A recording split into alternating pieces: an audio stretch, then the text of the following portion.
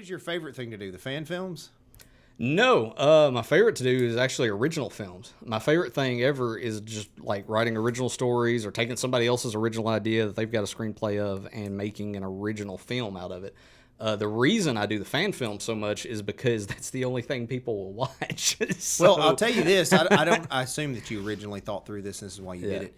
But when you first started doing those Comic-Con videos that had all the cosplayers on it, I know you would have, Ben or sometimes Nikki or whoever with you that would pass cards out as you filmed them. Yeah. And then it helped build a following because those people would then they would share it, and then have people that like them start. So it was a good way, I think, to build up the channel. That was exactly why I did it. I did it because, that was the main reason. I mean, this sounds kind of bad, but I mean, even some of the cosplays wouldn't be like all that great, but I would still include them in the video because I'd be like, that's somebody who's going to share this video with all their friends and family and everybody, and that's more subscribers. And so that was when the channel, the Mason Studios YouTube channel, really started getting a lot more followers, was when I started doing those cosplay videos because of that, because it was all the cosplayers, all the different conventions. I went to conventions all over the country, from Texas. I did some down in Birmingham and, obviously the local ones around here, but just all over the place. And so that got me a really big following. And then I do the fan films. I call them lightning rod films. What I mean is when I make these original projects,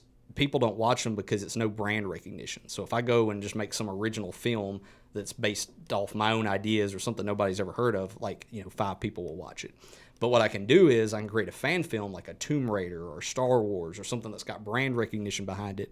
People flock to that, watch it, become aware of the channel and what I'm doing, and then they might subscribe. And then later on, when I do an original film, now they're already hooked in and they might be more inclined to watch that original content than they would have prior. So that's why I do the fan films. I mean, I do enjoy doing them. I have fun with them. But, the truth is, being honest with you, a lot of people are going to be shocked to hear this, I'm not even that big of a Tomb Raider fan. I played the games. I like them. I watched the original movies with Angelina Jolie.